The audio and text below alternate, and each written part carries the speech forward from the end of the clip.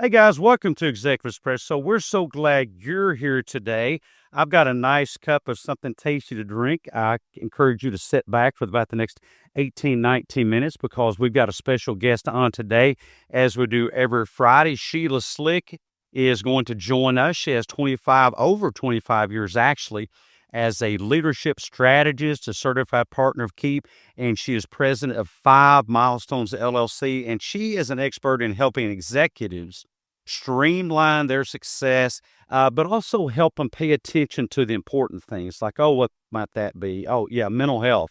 And so we're going to talk today about the 5 milestones to leadership mastery, how you can lead with confidence.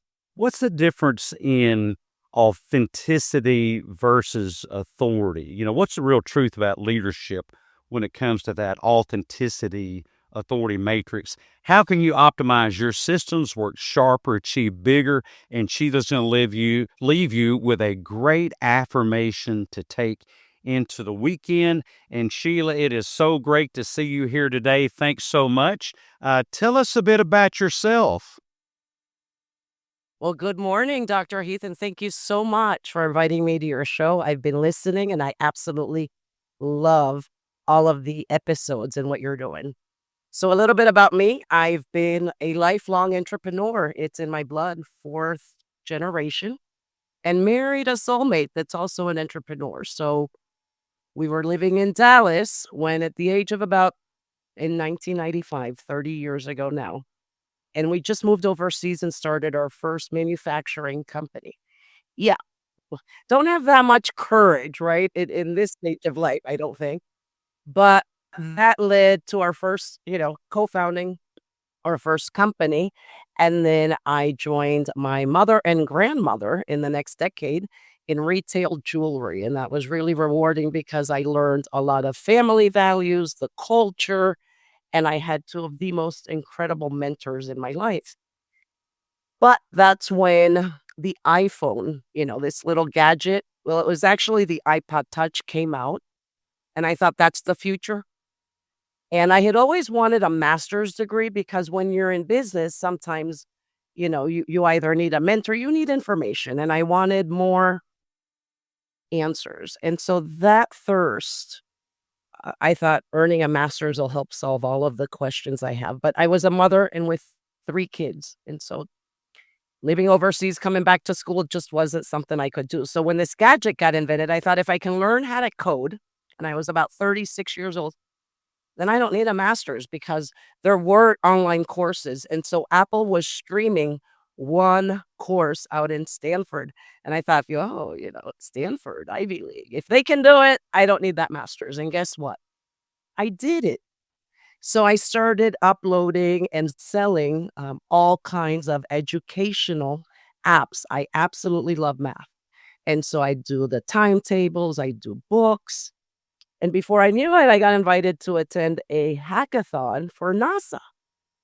And I was like, what? By a local university. And I was like, a hackathon? Like, I'm not a hacker. I'm doing these cute games, educational games. And NASA, NASA that sends rockets to space. You think I'm some kind of genius, I can code something for NASA? And I left. And they were like, Sheila, we don't know anyone else in the country at this point that can do this app. And so can you just take the information and think about it? Now it's just a hackathon, a volunteer project. And at dinner that night, I'm telling the kids and my husband, they really think I'm really smart. I can do this. And the kid said, Mother, you've always told us you can't fail if you don't try. And you're not even trying. And I ended up in the hackathon, of course, with my children. And I reframed it as an opportunity to open up the computer and teach anyone that wanted to see how you build these apps. Right. And so the app was in the App Store, and NASA picked out of about 7,400 participants their top ones to move on to the global nomination. Wow. Ours for most inspiring. Now it's the global honorable mention, so we came in second place in that category. So now I'm in a third world country, and this happens, and it became like a sensation. And before I knew it, I had to form another company because I needed to do certain programs in STEM. I had companies looking to do apps, and I didn't have to sell. And so then that's when my third company was born. And fast forward to now, we did return back to the States about 5 years ago. No, 7 years ago in 2018, and brought over those clients. So I formed Five Milestones LLC because that's my next chapter. So anything that I do revolves around the number five. It's just my magic number. And that's where I'm at. Oh, well, I forgot to tie in the leadership because I think we have a little bit of the science in common. When I came back, I found the opportunity to go back to school. So as a mother, as a business owner, I went back and earned a Master of Science in Leadership. And so that's what I tie in: my entrepreneurship, my leadership, and my tech skills. Goodness gracious, Sheila, what a story, what a story, and, to work with your mother and grandmother in this, I mean, what a blessing. There are not too many people that get that opportunity, and then those that do get the opportunity, they seem not to be able to pull it off, because there's the whole, getting along and synergizing, and some people just can't get over that hurdle. Just really, really quick, how did you tackle working with family without becoming enemies to each other? So remember, the first company was with my husband, and that was a bit more challenging because we couldn't separate the work from the home. And so those conversations would come into the house, so to speak. And that was a little bit difficult. With my mother and my grandmother being three generations, the way that we handled that, remember, it was a retail store, is we opened up four.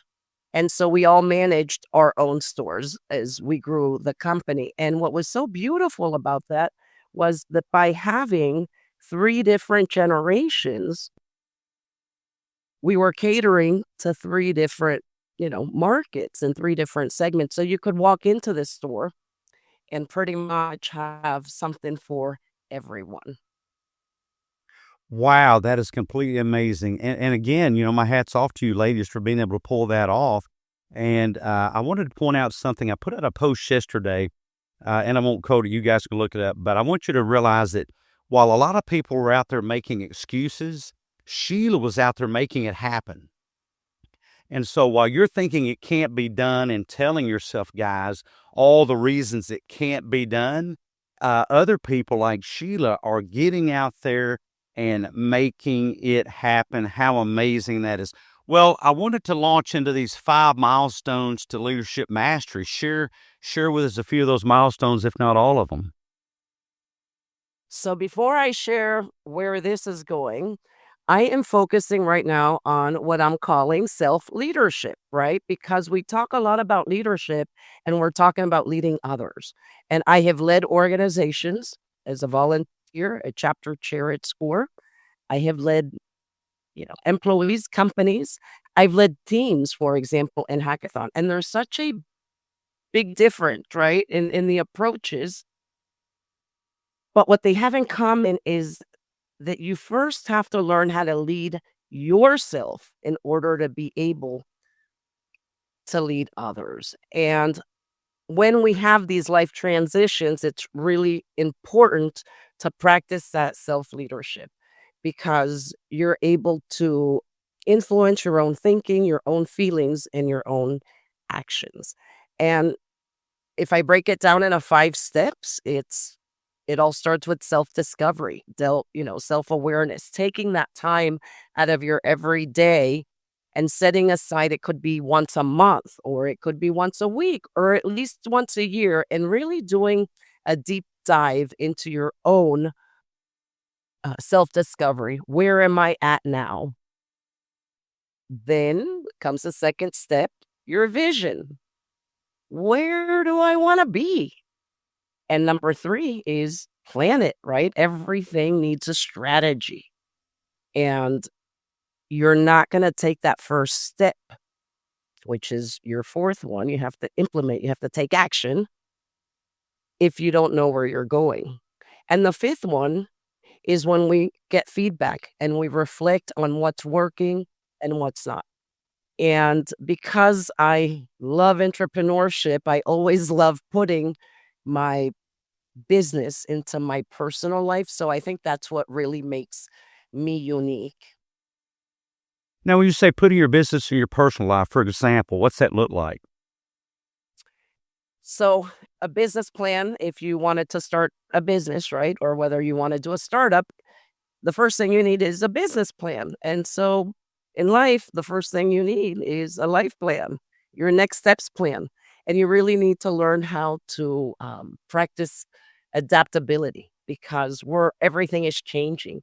Even as we're having this conversation today, look at how technology is evolving. And so you really need not only to build, resilience, but you really need to learn how to adapt. Otherwise, you become unrelevant in life and in business. A life plan, imagine that. How many years ago did you develop your life plan? Because number one, most people don't know what that is, so we should talk about what that is. And then most people, they get sidelined by thinking they're not doing it right. They think that it's too late to do it for them. My take on that is it's never too late to have a plan. One of my favorite quotes is, failing to plan is planning to fail. And so, two questions there. How long ago did you, really, really see the importance of developing a life plan, and what would that consist of? So, and I just did a podcast episode because I do host milestone moments in business and leadership. And I'm calling it my next steps plan right now because I normally do it on my birthday. Every year on my birthday, I get that itch, that sense of renewal. Am I doing what I was setting out to be? Now, this was part of a capstone project as well that I did when I was earning my master's degree. And so right now, I am entering my next phase in life. As that mother, I have self identified as mother first, whether I was a manufacturer, a retailer, a developer. It was always about incorporating, my kids and being a mother first. And my youngest right now just got accepted to college. My middle child is earning her PhD in science. She went straight out of aerospace physiology into biology. I don't understand science like she does. And my eldest is uh, working with my husband in the manufacturing company here. So I'm implementing it. This is called Build in Public. I am still working on that. And so I am differentiating my tech services from my own personal brand.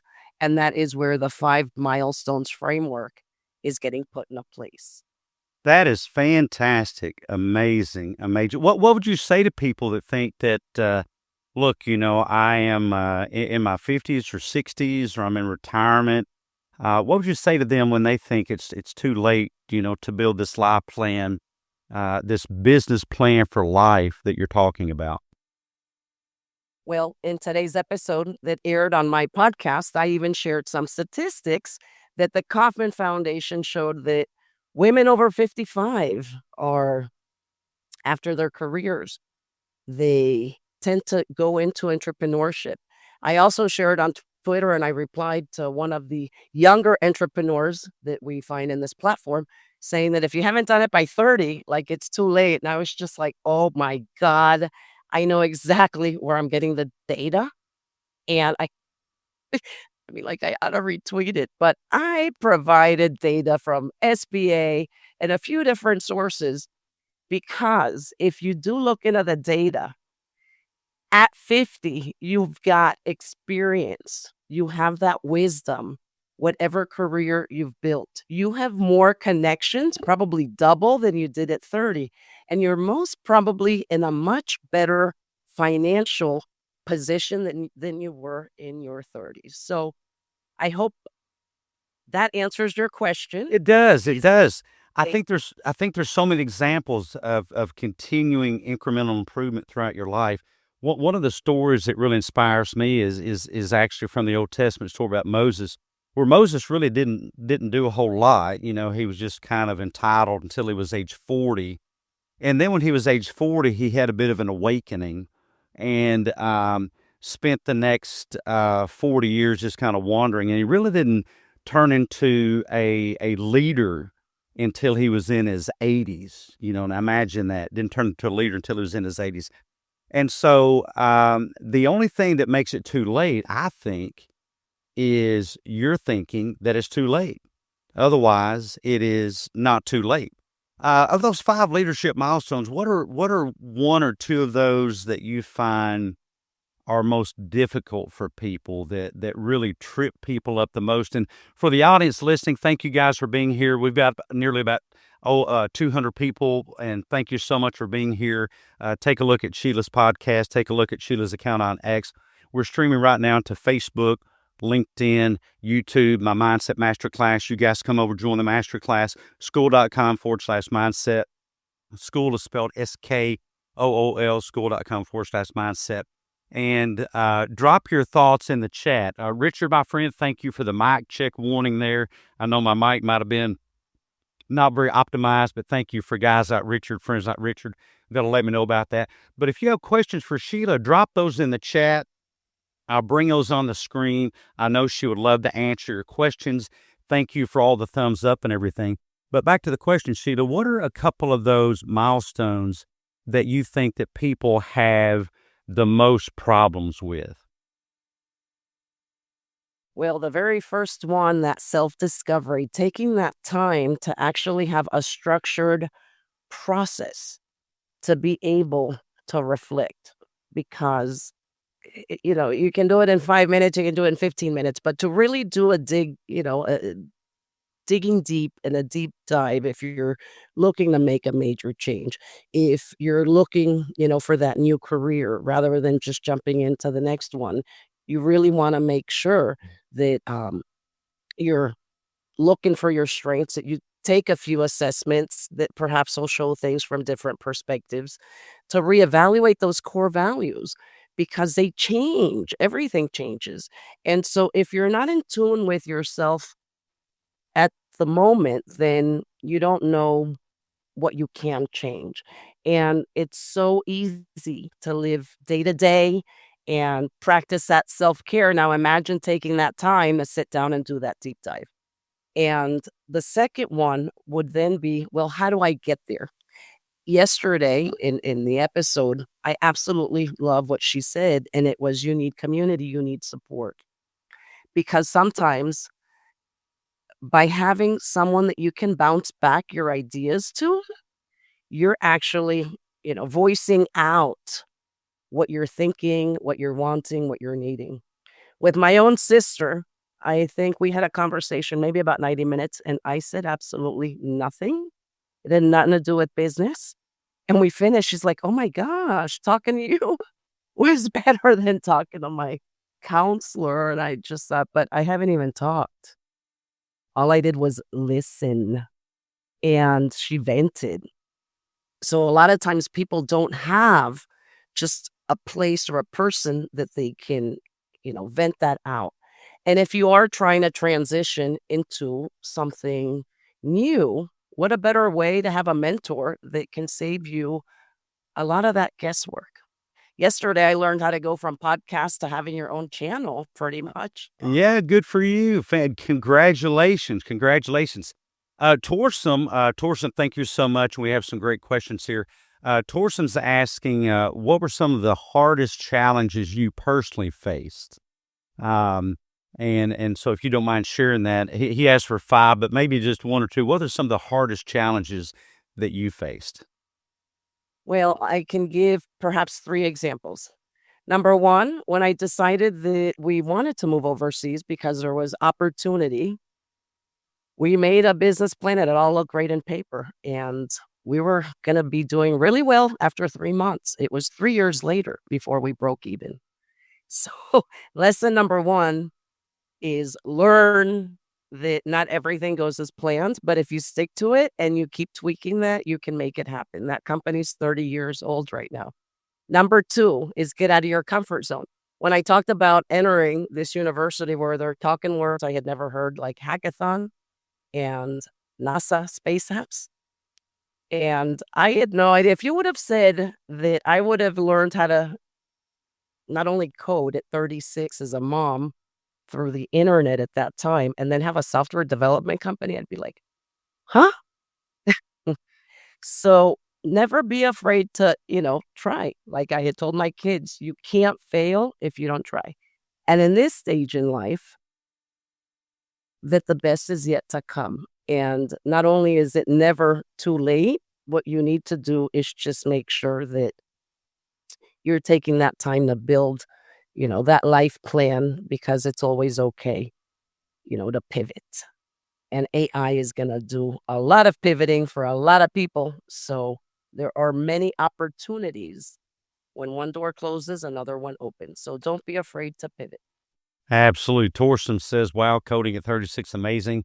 Yeah, mom coders unite. And Torsten also says in the chat there with kids, salute to the mothers of the world. Yeah, moms make the world go round, So as I always say, be unstoppable. And we have another comment from Jeremy, and I really love this one about the blindness of perspective. Perspective bias is difficult to identify. And that's the beauty of having a community, guys, is have a circle of people that you give them permission to just be honest with you. And when they're honest with you, don't make them pay for it, right? You should pay them for that. But often when people are honest with us, we make them pay for it by shunning them or criticizing them. Listen, if you don't want to critique, don't ask for people's opinion. That's just acting in bad faith. I have people that pay me to tell them hard things. And if I'm not telling them hard things, if I'm just giving them a mental massage, I am stealing their money. I am not earning my money. They pay me to tell them things that no one else, including their family, will tell them. And so have a group of people and don't punish them for sharing their perspective. Think of it this way. It's almost as if you ask them, what does this food taste like in their mouth? Well, it's just how it tastes in their brain. People's perspective, people's opinion, once shared, is them saying, hey, I don't know, but this is how this thing tastes in my brain. And it's just information. And it's often useful information. Not all of it, but are you better off knowing about the termites in the walls of your home? Or is ignorant truly bliss? That river in Egypt, the Nile. And I think that you're better off having this information. Well, guys, we are running out of time here. So thank you so much for joining. We've got about 250 people in the show today. Thank you, guys. Take a look at Sheila's account. She does all kinds of wonderful things. This is one of my favorite interviews ever. She's so full of knowledge. But Sheila, let's kind of get personal with the audience just in this quick shot thing, just a 2 to 3 second answer.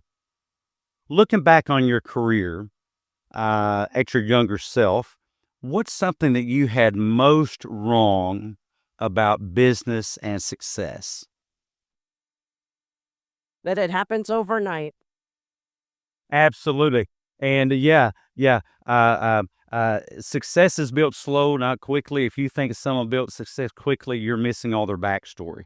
Number 2, what's one of your current biggest mindset struggles? Because we all have them.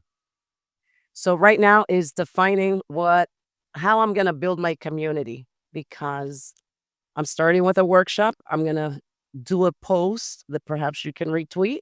And it's a workshop in April, and I'm calling it Spring Renewal, Your Next Chapter. I love it already. It's free. I have nothing to sell.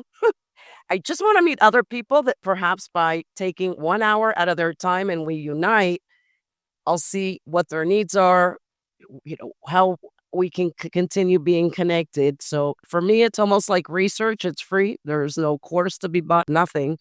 I need to just build that community. So I'm struggling with where do I want to go with this? I know what I don't want.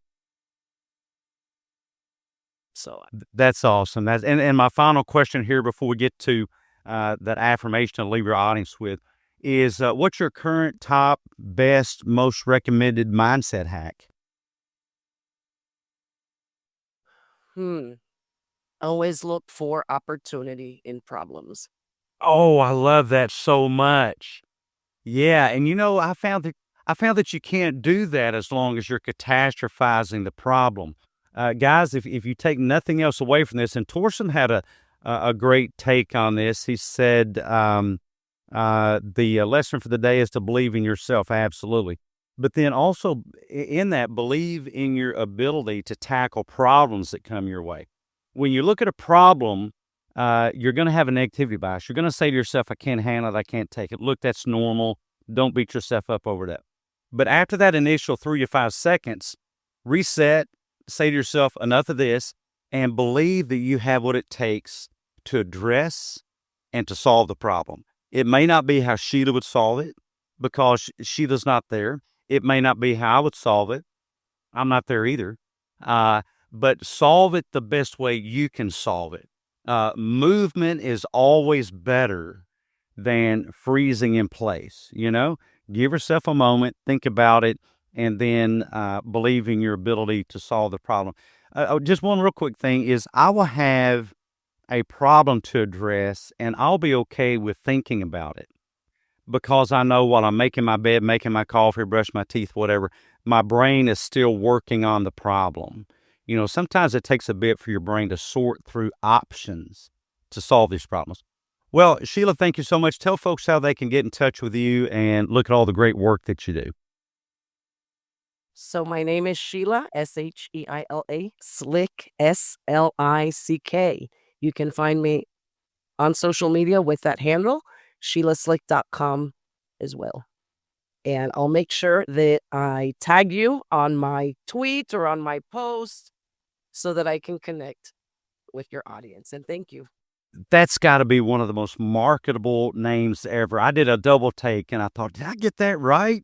Sheila Slick, wow, that's amazing. You guys take a look, repost what she's doing there. And finally, what kind of affirmation might you leave your audience with? Something to kind of take them into the weekend, get them pumped up. Think about what you want out of life. And it's a great time. Spring is coming up, whether you join the workshop or not. And think about, am I where I want to be today? Awesome. Guys, it's time for some spring cleaning. Clear out the cobwebs. Get out there, believe in yourself.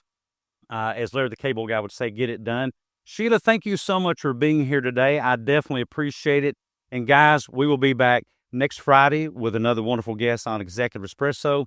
Before that, we'll be back on Monday for Monday Mindset Mojo. We got to have Sheila on Monday Mindset Mojo. But Monday Mindset Mojo is a long-form podcast. That's from 7 a.m. Central, Memphis, Tennessee time until 8:30. We have a panel, so you guys join us then. If you want to be on the show, you got a story to tell, reach out, let me know. Go check out the masterclass, school.com/mindset. School is spelled SKOOL. If you want to sign up for my newsletter, it is drheath.substack.com. Dr. Heath, just like the candy bar, that's right. drheath.substack.com. Sheila, thanks again. Guys, thank you for being here. We've got nearly 300 people here. Thank you for joining, and we'll catch you next time. Have a great weekend. Bye-bye now.